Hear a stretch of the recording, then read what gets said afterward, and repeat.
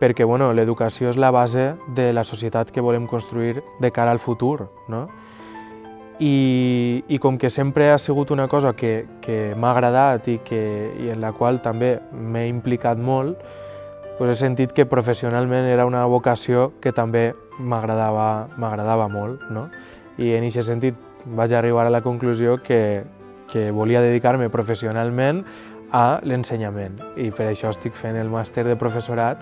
a distància, que ara per ara, en tot això de la campanya, és un poc complicat de compatibilitzar, però perquè també sempre he tingut molt clar que la política és una qüestió temporal, és una qüestió d'activisme, és un servei públic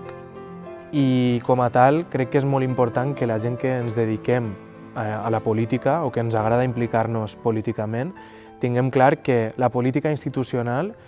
és una cosa temporal. Ha de ser, efectivament, estem de pas, no?, per la política. I, ara acabem de començar, com aquell que diu, però sí que és de veres que el dia que toque anar-se'n, caldrà plegar de la manera més natural possible, perquè, per sort, la política i les institucions perduren durant el temps, no? Les persones passem, però les institucions han de perdurar, i les institucions estan per damunt de qualsevol altra consideració, de qualsevol interès personal.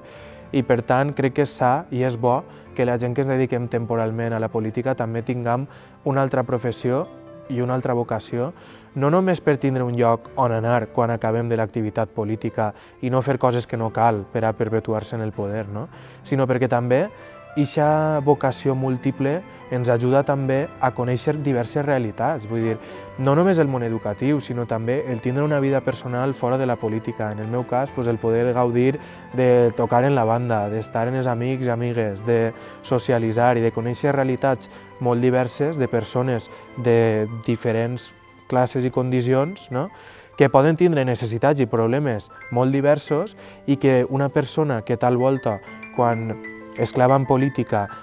exclusivament es dedica a l'àmbit polític, pot allunyar-se de totes aquestes realitats i perdre un poc la perspectiva del per què estem en política.